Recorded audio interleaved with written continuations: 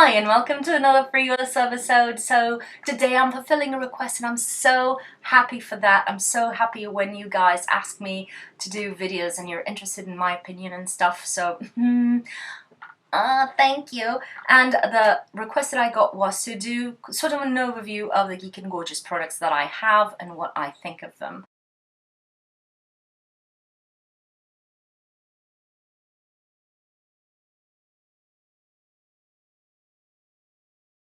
Geek and Gorgeous is a Hungarian small independent brand. I think is woman owned. Don't quote me on that. And it is science-based, which I'm really grateful for. And at first glance, it may look like just another one ingredient product kind of line. But if you look a bit more in depth, you'll realize that their formulas are a bit more sophisticated than that. Some of them have more than one ingredient, and they deliver and target specific needs on your skin.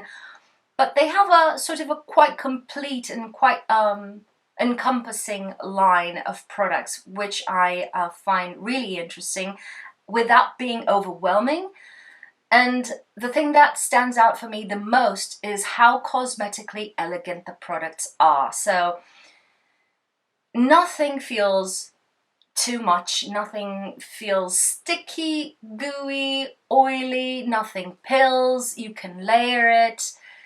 It's just really cosmetically really elegant, and it sinks into most of the products just sink into the skin, do their job, and you don't have to just worry about what you're putting on top or something like that. So I feel they're kind of very user-friendly. You don't feel like you're failing every time you're applying a product and it's spilling all over your face, you know? So really happy with that. It's one of the things that I find the most interesting with Geek and Gorgeous.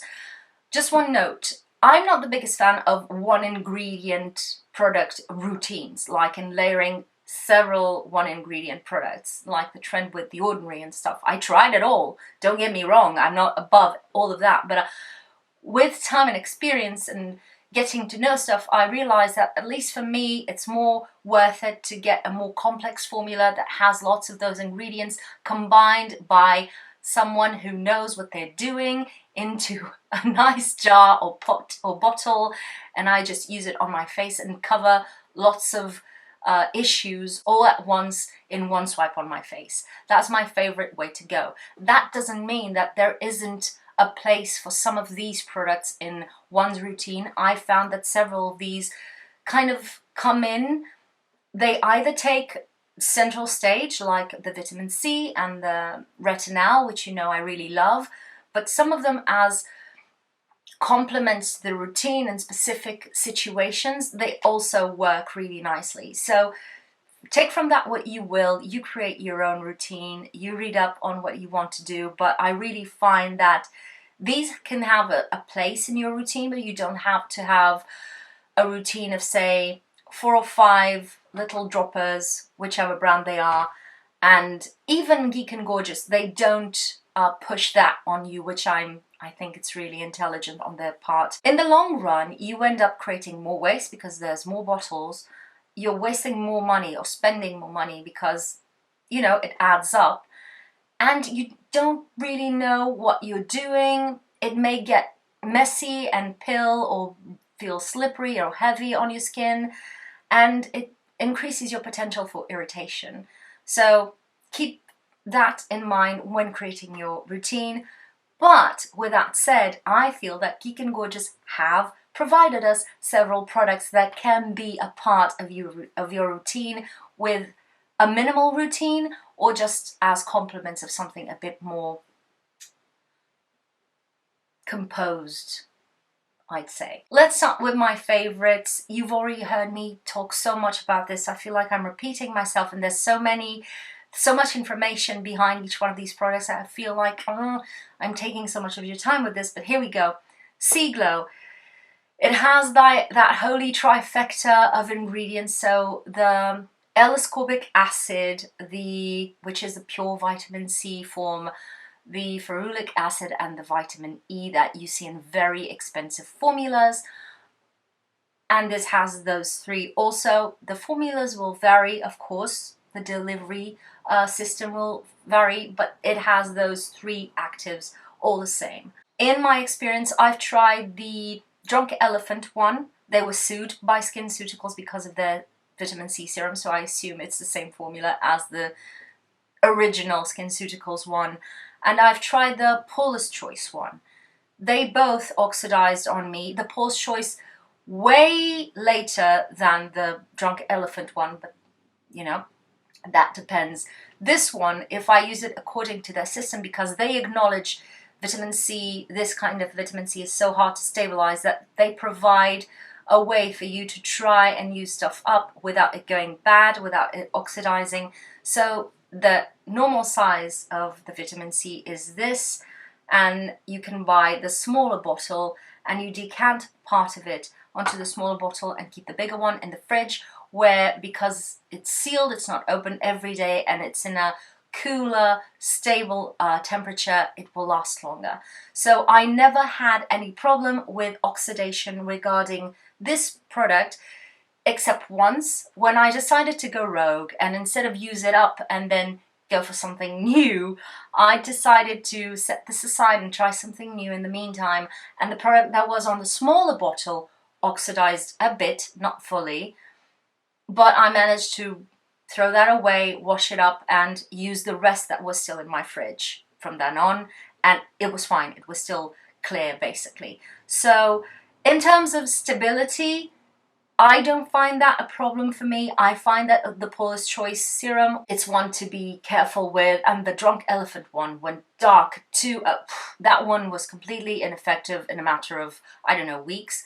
I cannot say anything for the SkinCeuticals one because I haven't used it. I can't take the plunge. I don't know why. I like this one. This works really well for me. If you're looking for a good antioxidant serum and your skin can deal with L-ascorbic acid, I wouldn't go further than this. So there you go. This is something that I use every single day in my morning routine. Right now I'm not using this one. This is a shared item in my house right now. This is not being used by me, but yeah, I have it at all times in my house because I default to this one. Next up, a game. Again, talked so much about this. This is a retinol cream that I really rate. Retinol, please keep in mind that I'm going to simplify this so much that I'm going to lose all the nuance, and I'm not a science communicator. So vitamin A, great for the skin, improving cell turnover, firmness, some preventing further wrinklage, evening out dark spots, stuff like that. You know, holy grail ingredient. And you have tretinoin, which is the strongest form of it in a topical sense, and the most well-known is retinol, which is the over-the-counter derivative that you can get more easily, and those two are the most studied, by the way. And then comes retinol, which sits supposedly right in the middle in terms of intensity of effectiveness, but supposedly it has far less irritating potential than either of those, than tretinoin and retinol. So this is less irritating, but has more effectiveness than retinol. Keep in mind, it all depends on the formulation, the concentration. I cannot speak to that, but those are the claims. It needs to be further studied. This is a fairly recent product, and it also has problems with stabilization. But Geek and Gorgeous guarantees that their delivery system is pretty stable and all of that. And the first product that I used with retinol was from Medicate.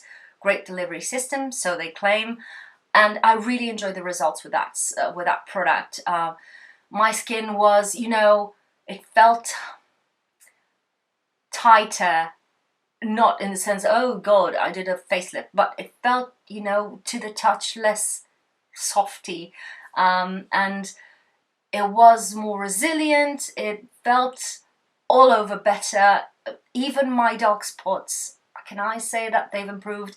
But most of all, what I've noticed was a reduction on my constant acne breakouts. They stopped being as constant. Of course, it's hormonal. Lots of that cannot be taken care of with topical products. When I decided, because Medicaid is really expensive and I was really curious to try this out, when I decided to try it out, I had great results, or I kept having the same kind of results with this. In terms of irritation, for me, zero irritation. I started slowly with both brands, and very quickly I went to using it basically every single night. No irritation at all. I do feel that you need, especially if you have a dry skin, with both, again, you need moisturizer after this, because this does not provide enough moisturization and occlusivity and all of that. You may want to go in with a moisturizer. That's what I do. But I think this is a phenomenal product, and if you can't afford Medik8, this is a good one to try.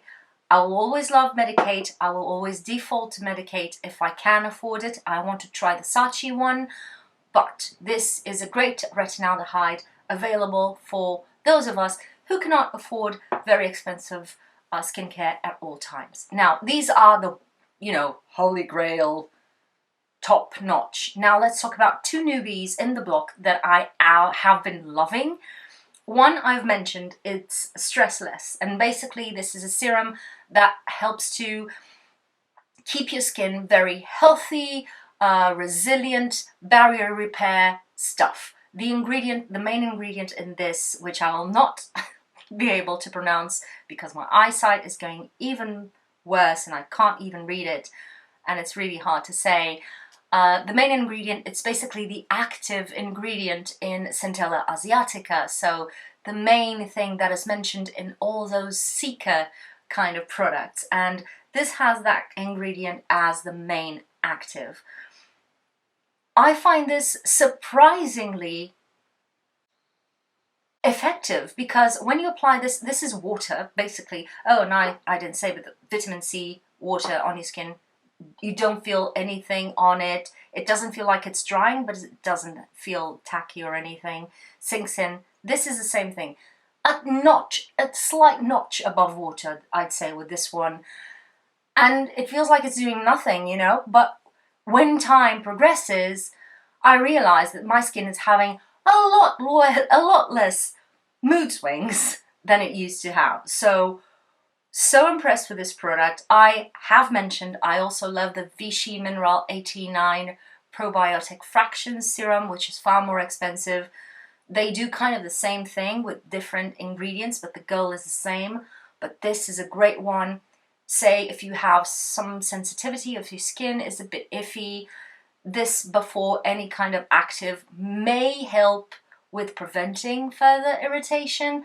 It's great for repairing your skin when you're doing nothing else in your routine, just hydration and good cushiony ingredients, and I've been really impressed with this one. The other one impressed me even more, and I'll explain why. This is a toner, a hydrating toner. What is this? 1972? I don't know. But I love this. This is the liquid hydration toner. This has panthenol and natural moisturizing factors. I bought it, on a whim, because I'm an idiot and I need to stop my impulsive spending. But in this case, good decision. I had this lying around for so long because this does not fit in my routine. But now that everything is so dry, it's been a very dry, sort of cold winter in Lisbon. ACs all over and heating all over, and my skin became really dry. I tried it out and I was kind of like, what's happening? Why do I like this? Because, again, a couple of notches denser than water without any heaviness, oiliness at all. But when you apply it onto your face, I kind of pat it on, it leaves a silky feel on the skin. Your skin feels plump and bouncy again. And when your skin is rough to the touch and you apply sort of an oil, something, and it kind of conceals that feeling, This does the same without the oily residue. So you apply this to your face, and if you have any sort of slight, of course, roughness, you'll feel it's all smoothed out, which is really weird. I use this, you know, those routines where I just want cushiony products on my face, nothing too aggressive, or if I'm going in with something a bit more intense, and I use this beforehand to buffer. These two are excellent buffers. I'm so impressed. This was the product that impressed me the most because this was the one that I had less expectations for. Propositions, never mind. Anyway, let's talk about two that I think are really good on their own. But again, if you have a serum if you have a basic serum, it will probably already include these ingredients, which is the HA serum. I have the rich formula, which is a bit denser and more viscous, but again, sinks into the skin, doesn't leave any tacky finish that may pill under other products.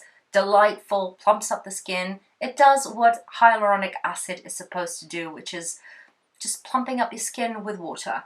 And the other one is the Bee Balm, which is a niacinamide serum. And I really like to use this. I like to use niacinamide in conjunction with my retinoids. They say it boosts it. And on its own, niacinamide, it's great for oil control, to a point, fading dark spots, and again, barrier repair. So it's a great all-rounder ingredient. But if you get these two together, and maybe even this one, let's be honest, the stressless, you get something like the Vichy Mineral 89 probiotic fractions, right? So, and each one of these, I think it's under 10 euros, maybe not, but it's around 10 euros, let's say, so it's 30 euros. 30 euros, so it's close to the Vichy Mineral Probiotic 89 thingy. What I mean is that you may find you already have niacinamide and hyaluronic acid in your routine. If you need, for a reason, if you need that extra boost of hydration and you want a hyaluronic acid serum, this one, delightful on the skin. If you feel like you have a good routine but you're missing niacinamide, the Bee Balm is a great alternative. Sinks into the skin, really delightful feeling. It doesn't feel drying, although it has in the long run oil control properties. It's not going to dry your skin out or anything, but it helps with some acne, which is good. So I really like these products, really rate them. I just don't, at this time, I don't have a place for them in my routine. The Bee Balm I usually go back to in the summertime because, again, the oil control properties that it has with my retinoids, I like that. But, I mean, if I don't have it, will I mourn it? No. Now, the last two products are a couple of them that I haven't been able to use enough to give you a review, but I'll mention them nonetheless. One of them is an exfoliating acid toner, which is the smoother. This is the one with 12% AHA and cactus liquid, they say. I don't know. This is the strongest exfoliating acid in there. They have 3 exfoliating acid toners, and then they now have the salicylic acid, which I haven't tried. But this is the strongest, and I'm so stupid because I thought usually, you know, acids don't disturb my skin too much, but I didn't assess the fact that I've been using a lot more, you know, retinoids and even azelaic acid on my skin, so my skin is not as resilient or as ready to take on a strong acid as it used to.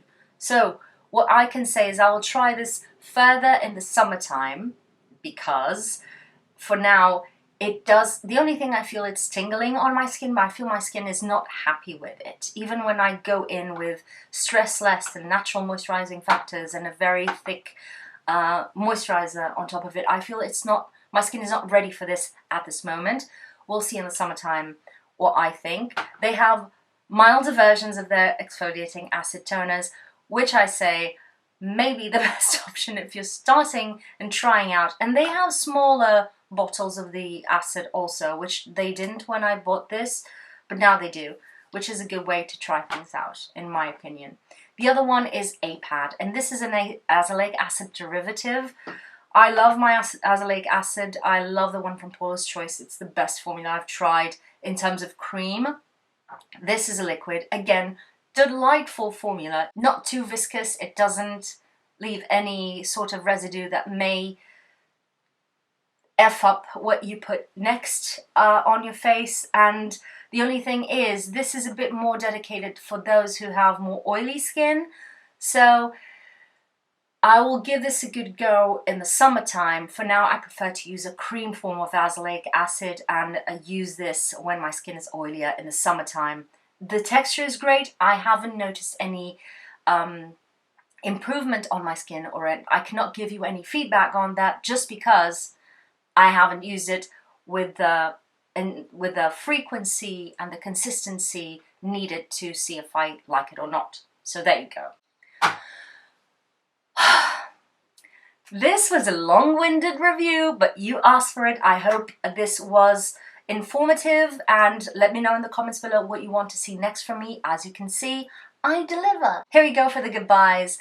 If you haven't, please consider subscribing. If you enjoyed this video, leave me a thumbs up and comment down below what you want to see next from me, and also leave me kind words, interact with your fellow commenters, and let's keep on the love chain carrying on. Other than that, thank you for spending your precious time on me, and I'll see you on my next video. Bye!